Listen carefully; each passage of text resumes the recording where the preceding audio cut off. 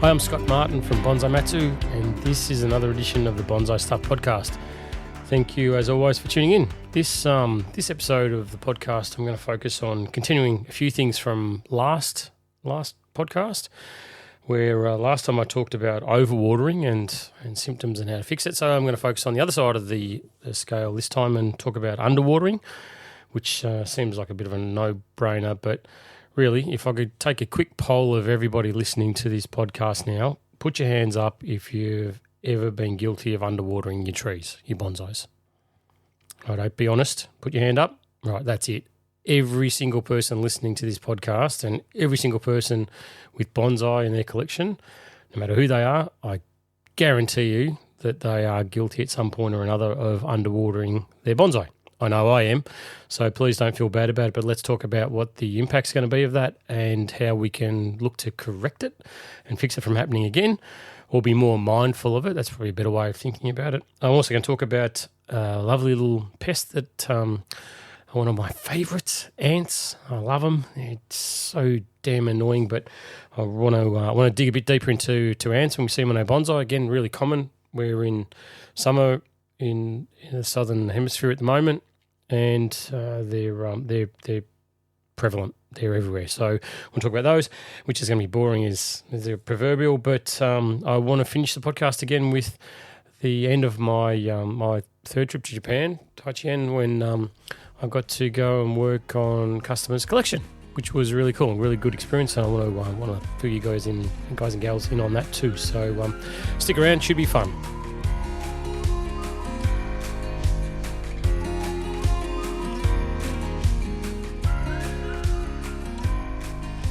So last episode talked about overwatering, and I put up that Goldilocks philosophy. You know, it's too hot, too cold, it's just right. Well, it's too wet, it's too dry, it's just right. Well, this episode of the podcast is going to talk about underwatering, which is really common. It can have some really negative impacts on our bonsai, so it's something which we should try and avoid at all costs.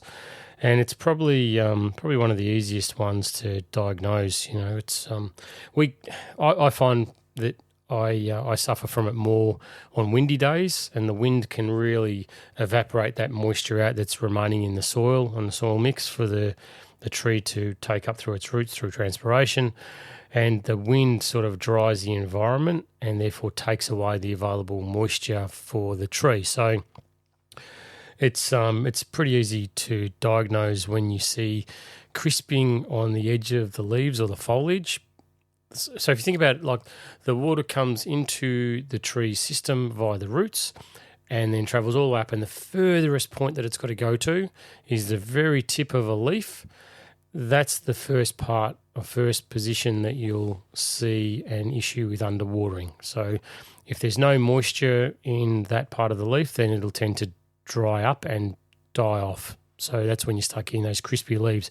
If it's bad enough, it's not just the tip that'll burn, it's the whole leaf that'll burn. And then if that gets worse, then it grows into being that branch, which will start to dry out, ultimately working its way right the way back to the trunk. So underwatering can be fairly disastrous if it's left untreated for long periods of time. But normally, and what's most common is, you know, you might get a bit of a spark of it here or there where you get caught off guard. You might be at work, you know, the trees don't get watered. You think everything's going to be okay. We get a strong wind that dries everything out. And then all of a sudden, get home and have a look and go, oh, there's some drooping foliage. You know, the leaves look a bit lifeless, you know, and they're a bit drier than what they should be on the tips. And that's the part where you can almost be guaranteed that you've suffered from, or your bonsai suffering from being underwatered. Now, it doesn't mean it gives you, you know, a license to go and take your tree and leave it in a bucket of water on those hot days, because that's overwatering. That's when you're going to tip to the other side of the scale. So you want to make sure that you're balancing it out as best as you possibly can. And on those really hot days when the temperature gets right up and, you know, the wind's blowing, you've got strong hot winds, and it's, you know, temperatures are cracking high 30s, low 40 degrees Celsius. Maybe it's, you know, if you can, maybe it's worthwhile grabbing your trees before you head off to work and putting them into sheltered environment, a garage or a shed or something like that, that's not going to heat up, that's nice and cool and is a bit lifeless. So the tree doesn't get put into that environment that it can't recuperate from. I don't do it personally. I have this automated watering system, which I'll talk more about as part of this as a fix and a problem as well down the track. But so if you're looking for the symptoms or signs of underwatering, it'll be the dried edges on the leaves. Or if it's a needle variety, the very tip of the needle starts to dry out a little bit and starts to blacken off, because it's the furthest point that moisture has to travel on the bonsai before it evaporates into the environment. So another thing you might see is around the edge of the bonsai pot where the soil looks to have shrunk in, like the root ball seems to look like it's drawn in a little bit from the edge of the pots in more extreme cases. That's definitely a sign of underwatering, where it's got way too dry. And another thing might be that you start to, you tap the trunk of the bonsai, you might see leaves start to fall down as well. That's where it's sort of gone too far and the tree's started to drop it. So once you realise that you have underwatered your bonsai, it's okay. Well, what do I do now to fix it? That's the problem. I've identified what the problem is. How do I fix it?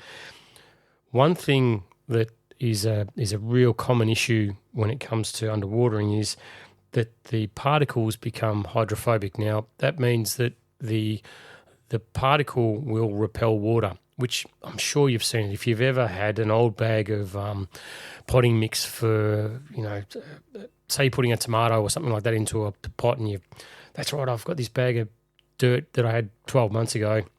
You take it, you tip it in there, and it feels bone dry, which it is.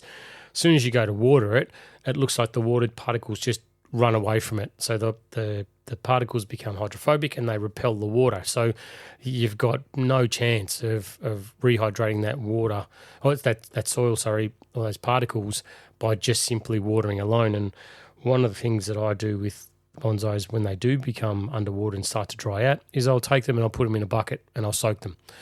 Often I'll put in a seaweed type product we have in Australia called sea salt, which just a light, mild mix of that, just to help with the conditioning of the tree and to try and improve the health of the tree at the same time as well. But I'll put into that bucket of water where the entire pot is completely submerged for a period of 15, 20 minutes, something like that, where all the air bubbles will come out of the soil. Then I leave it there so all those particles have as long as possible to reabsorb that moisture, so they get away from this state of being hydrophobic.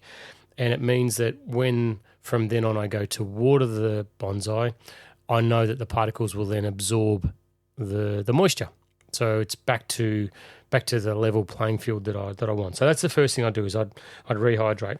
I would look at definitely increasing the frequency of my watering if this underwatering is a common problem, and you'll know if it is. Like your leaves will be drying out constantly.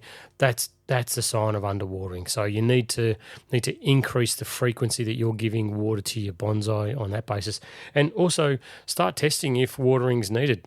There's these moisture meters you can get from hardware stores, online, auction sites, whatever. Anyway, if you just get onto your computer and type in their moisture meter, you'll see what I mean. But you get these things with a probe, and you can stick them into the soil mix. It's got a little dial on it which will tell you it's sopping wet or it's bone dry, or no, it's just right. It's perfect. It's in the green zone.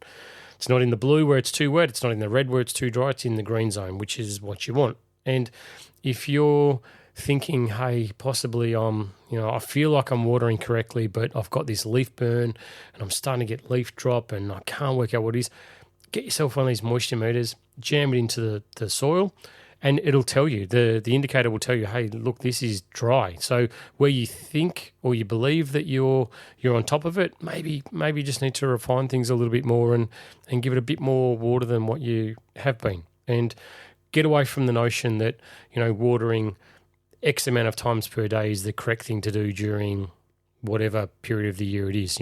I water once a day during spring, but does it need 2? Does it need 3? Like, is it growing? Is it taking more moisture than what you're possibly providing to it? Are you underwatering because you're sticking to this guideline of, no, you only need to water once in spring, and then when summer gets here, you water twice a day? Well, Twice a day in summer might not be enough, or on a cooler summer's day it might be too much. So your watering can't be an automated thing, and that's where I was going to start talking about automated watering systems that run on remote.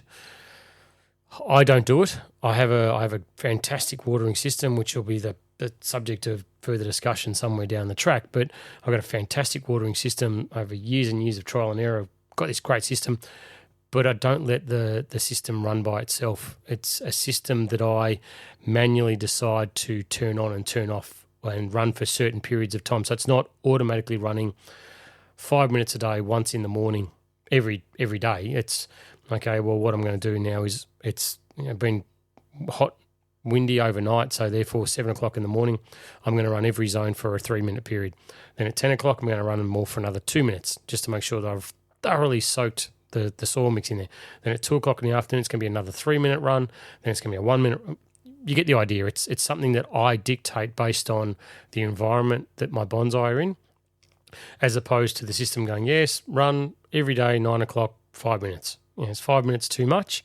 Is it not enough? It's different. It depends on your system and how you've got the thing set up and how much water comes out and how much not only is coming out, but how much the bonsai's soil mix can absorb as well. So, if you've got a bonsai that's it's hydrophobic, as I was talking about earlier, and you're piling the water on there, well, is it just hitting the side and then running off the pot? Is it actually, is it doing the job that you're intending for it to do? And without getting up close and personal, you'll never know. So automated systems are great, but they're really more of a backup than physically eyeballing these things. And that's where this moisture meter can be a real godsend for you while you are getting the grip of watering. And I've had one, and I've been doing bonsai for a bloody long time, and I still use it. There's still, especially when I get a new tree in my collection, maybe I'm not quite 100% on the soil mix that it's in. Maybe I don't understand how this thing grows just yet. Like, when is it really sucking up the moisture now because it's about to have a big growth spurt? Is it more in a state of, hibernation? Is it quietening down? Is it, what's happening with this thing? And I can use the moisture meter as a bit of a guide for me every day to go, well, look at that. The water uptake on this thing is increasing. It's starting to get stronger. So I'm doing the right thing by it. It's starting to grow more, needs more juice to keep the engine running. So that's another thing. So that's, with your automated system, I also look for areas of weakness. So that's where I think the old set and forget with a watering system is the complete wrong approach, because you might have one area where, we're going to talk about ants next, but let's say ants get into your watering system, they clog up your water heads. Well, you think this thing's running for your X amount of time every day, and suddenly one of the heads is clogged, so therefore any tree or any bonsai within that radius is not going to be getting the water that you think it's going to be getting. So without actually physically walking out there and double checking, you're going to be up for a bit of a shock, I think. And also another thing, with your watering system, as I said, it's discussion for another day, but having redundancy, so having two different lines running over almost the top of each other, so if one blocks up, you've got a second as a backup. And always on my second line, I have different types of sprays. One might be drippers, one might be overhead sprayers, or one might be a broad brush spraying a very wide area. The other one's more isolated to individual bonsai. So that's another thing. So as I said, look for weaknesses in your system. When it comes to the actual leaves themselves, the damaged leaves, my approach with it is, and this may be different for other people, but my simple approach is, if I've got a damaged leaf on the tree and I think about the bonsai having limited resources within its control, right? Because it's in a pot. It's not on the ground. It can't get whatever it wants whenever it wants it. It's basically in a pot. So there's a defined or restricted amount of resources that tree can have. So when I look at damaged leaves from underwatering, depending on the scale of the damage, like let's say it's just the very tip, call it under 5% of the leaf is damaged. Do nothing. Just leave it, because that leaf can still continue to function, can assist the tree with photosynthesis. It's got a purpose, right? So it's still got a reason for being on the tree. But if you get to it and you look at it and the leaf is, pretty much knackered. Like it's, 80, 90% buggered. It's burnt. Well, the tree's going to be trying to use resources to potentially heal that leaf because it's a damaged part of it. And that's where I make the decision to remove those leaves. Maybe just by crunching, and they'll all come off in your hands if it's bad enough. Hopefully it's not, but if it is, otherwise, I cut them off and leave the leaf stem, the petiole on there to protect the dormant bud that's at the base of the leaf. And depending on what time of the year it happens, you may get another burst of bud growth. Like, for instance, it's like defoliation. Sometimes of the year you really don't want that, so you don't want to go removing all the leaves off your tree very late in summer because there's almost no chance you're going to have enough leaf there when this thing gets around to autumn. So the tree's going to have a bit of a stall and it may have a negative impact on it. So I would not simply go out willy-nilly cutting off all the leaves late in summer, but I would remove the most damaged of the leaves off the branches that have been fried from underwatering and stop the tree from putting resources into trying to heal. But leave that little bit of a leaf stem there, the petiole, just to try and protect the dormant bud. And then the final thing that I'll do with a tree that's been underwatered is I put it in a protected place. So you don't want, if you think that the damage has been done to the leaf structure, the leaf mass of the tree by underwatering and the stress that tree's been put under, you don't want to continue forcing the tree to work when it's damaged, because it'll suddenly make the tree a lot weaker than what it currently is. So I put it into a protected area, somewhere that's pretty much almost full shade, almost. Maybe 10% of the day might get a little bit of sunlight, but nothing too strong, nothing too direct. Normally it's under shade cloth. It's sort of in a back protected area where it's not going to get exposed to strong dry winds. And I know that environment there is a bit cooler as well. So when we get these hot days, it's in the coolest area that I can possibly put that tree.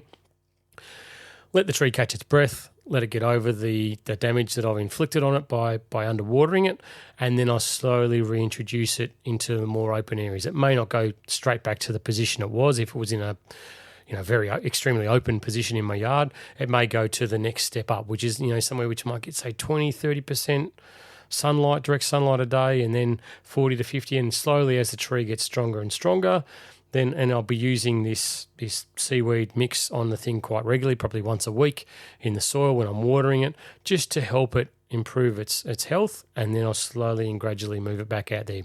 What you can't do is you can't expect the tree to maintain its level of fitness or its quality by these things happening to it with underwatering. So it's by far the best thing you can do is avoid underwatering, just like you should avoid overwatering. We should be like Goldilocks, mate. We should just be perfect with our watering, but it's hard. I get it. It's almost impossible not to struggle with underwatering. And the purpose of this podcast and me talking about it is to say we all do it. We're all in the same boat, so don't feel bad by going, oh, he's talking about underwatering. Yeah, that's me. I had this tree and I lost it. It died because of whatever. Don't feel bad about it. Just learn from it. And like everything I talk about, it's another cog in the wheel of your knowledge with bonsai and how we can treat it and how we can go forward and how you can end up with beautiful bonsai. And back from my time in Osaka, when I was told one of the magic secrets to bonsai is watering, and it is. It's so hard to get it right. Like I said, every single person in the whole wide world who has bonsai, I guarantee at one point or another they've struggled with watering, whether it's too much or too little. So all we can do is our best and learn from it and put things in place to improve it and hopefully avoid it happening again.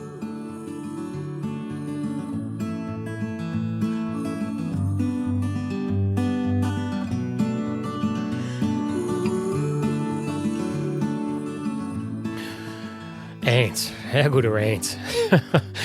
If you can't tell from the frustration in my voice, I'm sick of them. They drive me nuts.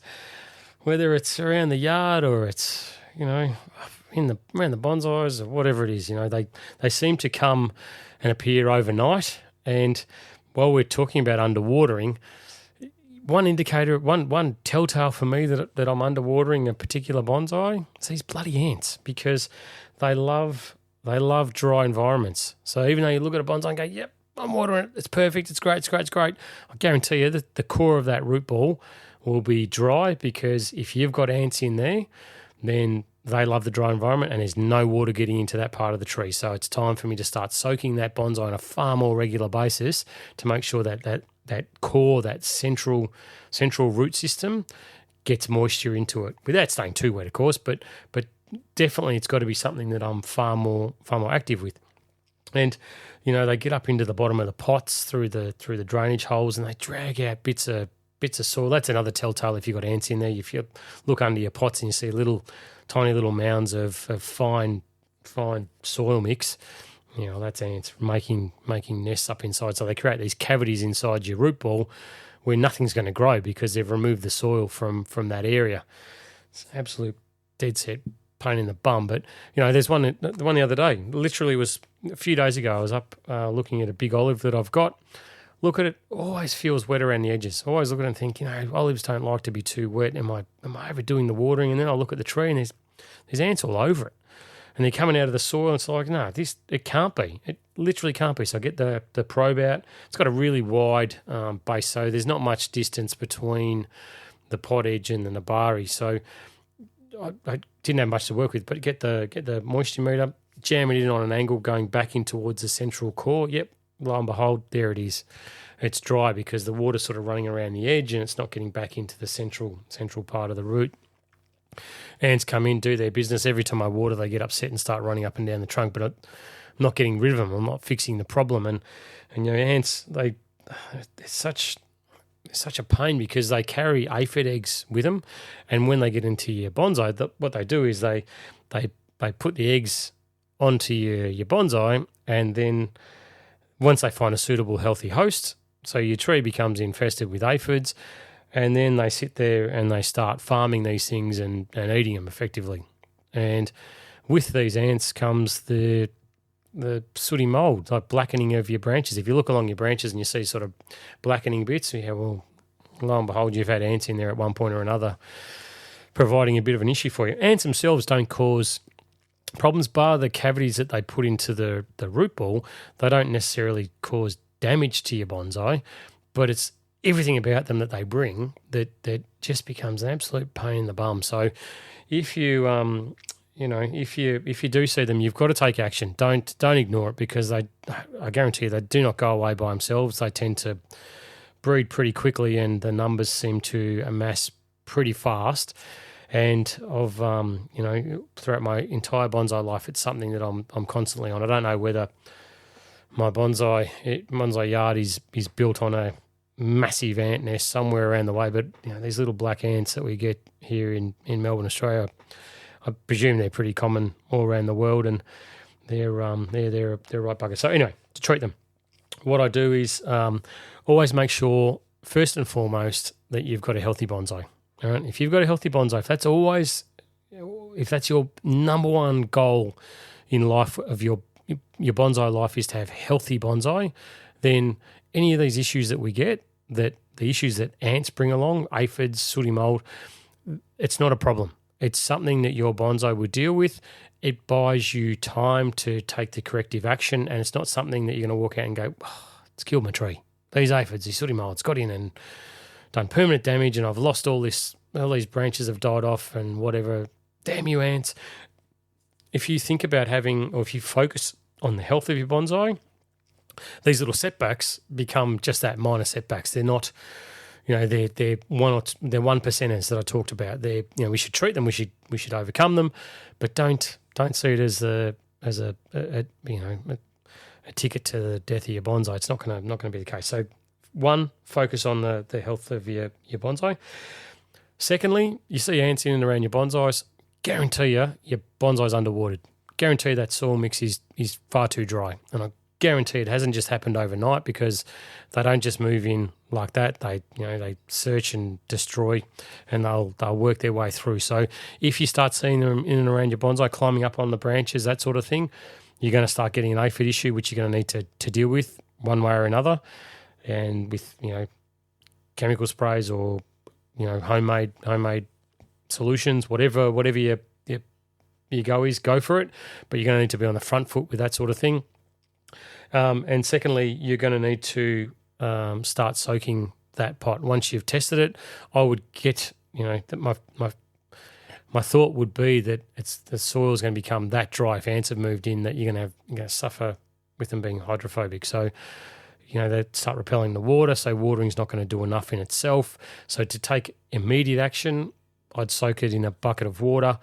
More often than not, my experience is, and from people I've spoken to, as soon as you soak it in a bucket of water, these ants all start pouring out of the bonsai pot and start floating on the surface, and you can dispose of them however you see fit. It's not up to me to talk about that stuff, but they definitely need to be taken out of the bonsai pot, and soaking them in a bucket of water for that good 20 minutes, half an hour period is a nice way of doing it and getting rid of the problem. So ants are, again, not harmful, but they're a real telltale of future issues you're going to have, and treat them as quickly as you can. And it's this the sooty mold's the main one that I don't like. I can deal with the aphids pretty quickly with a few remedies that I use, but the sooty mold can be something that hangs around a little bit. It's more unsightly and can do damage to new growth and that sort of thing. Won't do immediate damage, but it's something that, as I was talking about fungal issues last episode, this sort of continues on that same theme as well. But it's funny, this sooty mold, this fungal issue comes from underwatering. How's that? Powdery mildew comes from overwatering, and this one comes from underwatering. So who knows? But anyway, just make sure your bonsai are as strong and healthy as they possibly can be. And these things are definitely issues that we can all manage.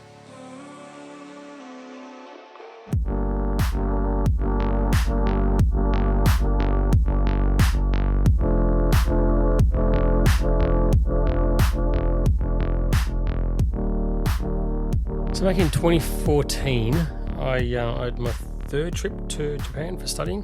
As I mentioned, it's sort of last episode of the podcast. This trip finished with a bang.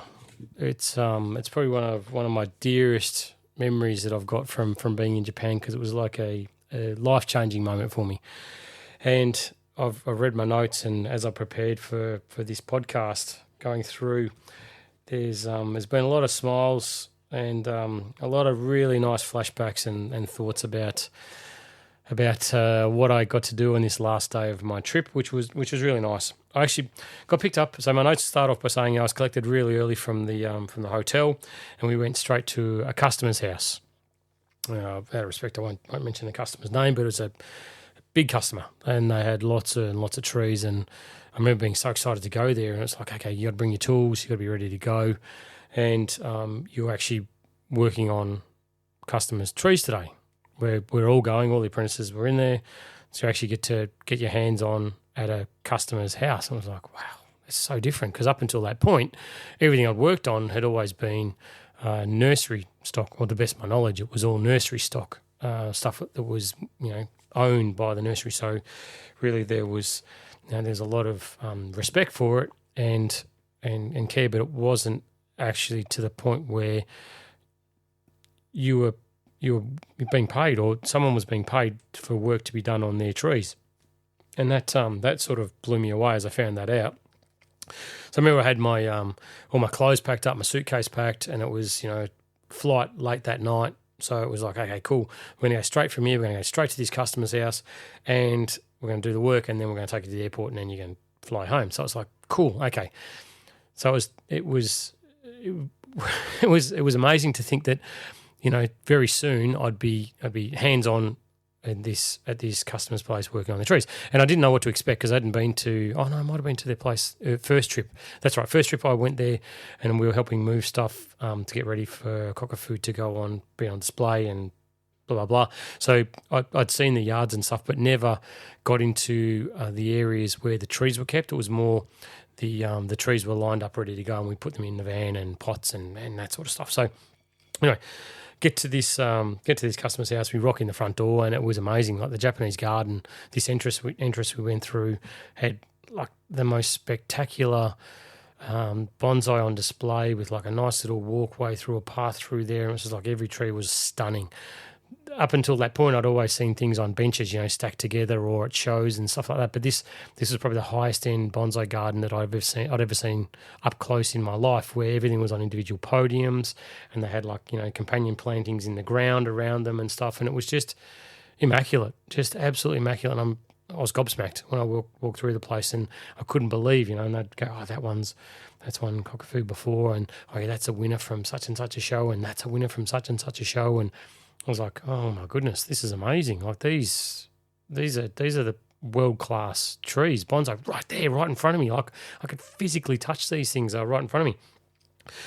So when we get there, we walk through, and I just found out too that I was there. I was there in June, and earlier that year in February at Cockapoo, this customer had taken out one of the major prizes as well at that point, and it was like, wow, that's great. They were still on a high about it all these months later, and there'd been so many years of work to get these trees to this point, and it was mind blowing to think that I'm here. So I'm sitting there itching away with my scissors in my hand. I've got my tool roll there. It's like, yeah, let's get into this. And then they sort of take me for a walk around, and you see there's a whole area of the garden that's for Satsuki azaleas. And it's like, they're the most amazing azaleas I have ever seen in my entire life. And it felt like hundreds of these things in one spot with the most amazing trunks. And I was gobsmacked. And then you go to another section, and there was, white pines. And then I go up these stairs, these tiny little narrow stairs, very steep, to this rooftop area on top of the house. And there's this big area with black pines and different trees on there. And it's like, wow, this is his black pine area. And I was like, okay, cool. Such and such there, such there. Okay, Scott, there, sit down. Here you go. Here's your work area.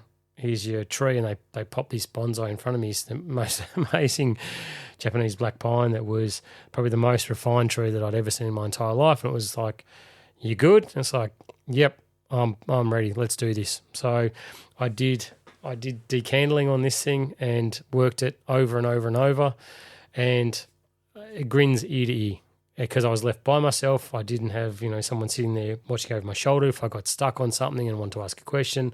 Another apprentice was just beside me. I could ask, I could sing out, I could get help, and that was nice to know that I had that reassurance that someone was there, but I didn't need it by that point. And like I said, it was a real turning point for me to say, you can do this, and you can be confident in yourself and your abilities because, Mr. Tanaka, someone else is confident in your abilities. If they didn't think you could do it, you wouldn't have this tree in front of you here now. You'd be told, sit there and watch these guys while they do it, and we'll put you on a plane later today. So it was really, it's one of those, like I said, it's one of these memories that I have of really being proud, thinking, it's all coming together. All the hard work you've done, all the training and all the education and the learning and the technique, all the time you put in to now be given this magnificent tree in front of you where you're making decisions about strength areas on the tree. Should you decandle it? Shouldn't you decandle it? What do you thin out? What do you open up? Do you keep it dense? Do you, lighten things off? Do you separate pads?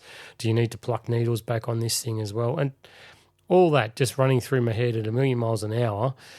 Nervous as all get out, thinking, don't stuff this up. Whatever you do not bugger this up. And by the time that I finished it, it took hours and hours of work on this thing in the hot sun, sitting out there, and the other apprentices there as well, and just thinking this is probably one of the best bonsai days of my life, where it just all sort of meshed together. And I went, I'm so happy with this. And I remember starting to get a bit nervous about the plane time, thinking, geez, Japanese traffic, trying to get to the airport. Is it cutting it fine? I've got to get there, international flight, got to get there 3 hours early, got to do this, got to do that. And it's like, seriously, how often, when's this going to happen to you again?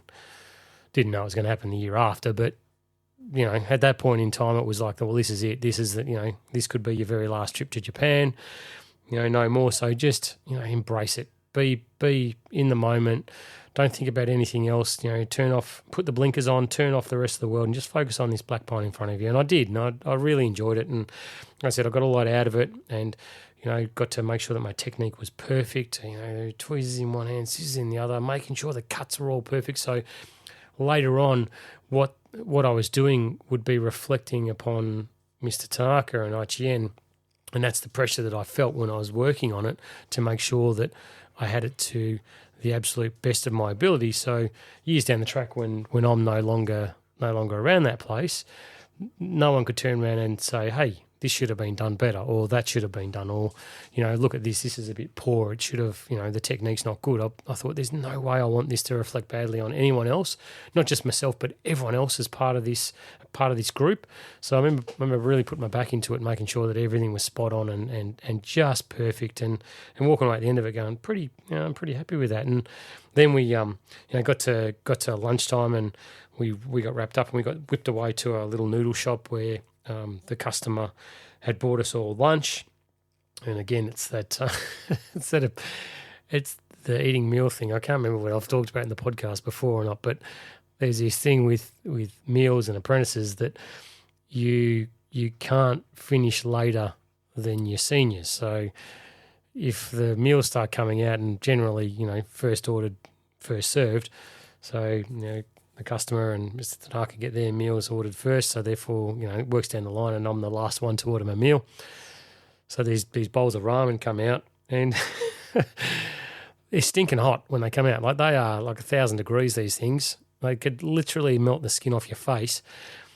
And so theirs have come out, and they've had an extra, 3 or 5 minutes eating their bowls of ramen, and they're ploughing into it. And by the time yours hits the bench, all you get told is, quickly, hurry, we've got to finish at the same time. We cannot leave any in the bowl. That's rude. And secondly, you cannot have it where you are still eating when these guys are finished. You've got to be finished at the same time as these guys. So it rocks up. It's like, you never order a large. Always order the small size, because you've got far less time to eat it. And I remember just banging into this thing with the chopsticks and the soup ladle and ploughing in as much food as I possibly could, as quickly as I possibly could. Lost all sensation on my tongue, because that had fallen off by that stage. It's been burnt off, and just eating as quickly as I could and slurping, and bloody soup splashing up on my face. And by the time I get the last bit in there and pick up the bowl and chug down the last bit of this scalding fluid, which was delicious. I loved it. As I finished it, I put the bowl down. Mr. Tanaka and the customer are looking at me, and they go, "Let's go." So it was, I hadn't actually beat them. I was still behind them, but geez, I gave it everything I had. I couldn't have eaten that thing faster, and I had to go and get some burn cream from my tongue afterwards. I couldn't taste food for about 3 weeks afterwards. But anyway, it was again, it's one of these memories back that I look back on now and think, God, I wouldn't swap a thing. I would not swap one thing of it. So we go back to the customer's place, and This is the highlight of my trip, and I had to dig this out from my my library of bonsai books that I've got. The customer has got so many high-end trees that they actually printed their own book. Now, not just a magazine. This is a 240-page high-end hardcover book, and I've had a background in the printing industry, so I know what these things cost. And when I looked at it, I went, wow. And I got gifted one for the work that I'd done that day, which was really, really, really sweet, really nice, unnecessary, but so greatly appreciated. And I'll just break it down so you got a visual. I've got the thing sitting in front of me now. It's got a hard cardboard case on the outside of it, so a proper printed cardboard case that's about, 6 or 7 mil thick all the way around, which is very expensive. Then you've got this hard case book, so it's got a very hard cover and a wide spine with fabric on it, with gold embossing on it, slid inside a hard case book cover. So you've got double covers on this book, just to paint a picture of what it looks like. And it's purely this customer's trees in different states. And as I flick through the book, there's a you'll hear me flicking through the pages now because I love it. It's so nice to look at the quality of these trees. They're seriously some of the best that I've ever seen in the world. And he's got a whole section just on black pines, and he's got another whole section just on white pines, on needle junipers. He's got them on maples, and the maples he's got at all different stages: winter silhouette, autumn silhouette, spring growth. Then you get into prunus. He's got massive amount of these beautiful, really old flowering prunus through there, which just look incredible. There's a section, massive section on these Satsuki azaleas, all different variety, all the best in the world. There's stones. There's even a section on all the antique Japanese and antique Chinese pots in the back of the book.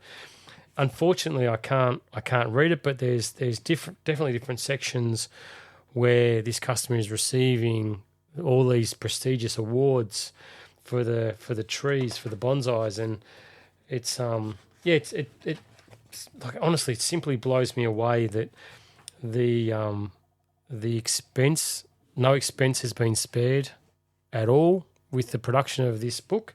Quite a lot of them were made from what I was told, and the quality that's in there for a private collector to have this sort of quality and to put money into a moment in time, because that's really all it is. All these photos are up until a certain point in time, which for me, I use Instagram as my sort of demonstration or my my album of my bonsai at a particular point in time, and they seem to they evolve, they change all the time. So to have it where you print a magazine at a snapshot in time, and I don't know the period of time over which it was done, but the trees, the amount of work that's gone into these things, and the thought and the professional photography. This is not just shot with a mobile phone. This is really high end, and little things like you break it down to the quality of the stands that these trees are on, and there's literally hundreds of different stands of these trees, and it's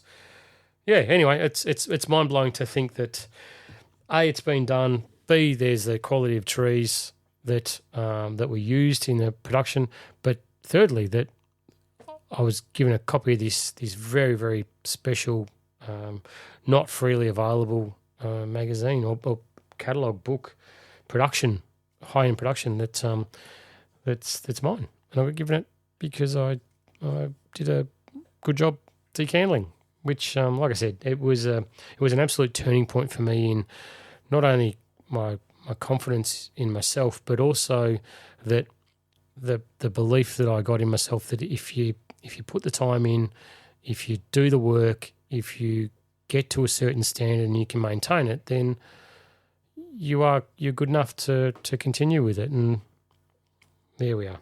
Anyway, don't want to go on about too much, but it was a really,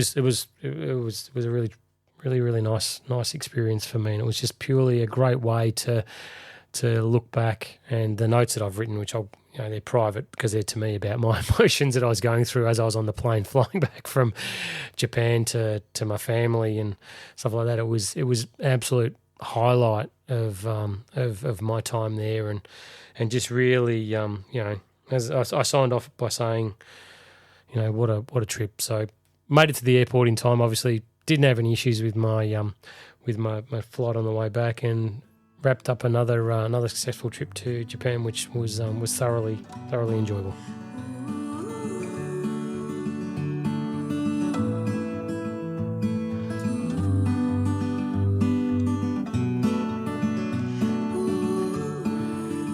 Well, that wraps up another episode of the Bonsai Stuff podcast. It's been a delight, been a joy. I really do enjoy the reminiscing and looking back and breaking it back down for myself too, as well as from the feedback. What you people seem to love listening to it as well, which is really nice. And hopefully the over-rewarding, under-rewarding thing is a bit of a help for you as well, as maybe these ants makes me want to go out there with a bucket of water and dunk my trees every time I see the bloody things.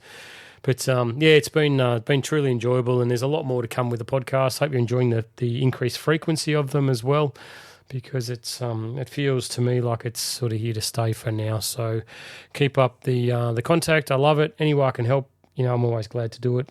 As always, just via the socials is the best way. And I really, from the bottom of my heart, appreciate you tuning in and listening. And I hope your bonsais are all doing well, and that you're in a good space with them now, no matter what stage you're at, whether you're putting the first wire on or you're making the final cut to a perfectly, beautifully refined tree. That's what it's all about. And everywhere along the way, that path that we all take, it's to be savoured, it's to be enjoyed, and it's to be cherished, to be honest, because we deserve it, and our bonsai deserve it as well. So enjoy. Till next time, as always, happy bonsai.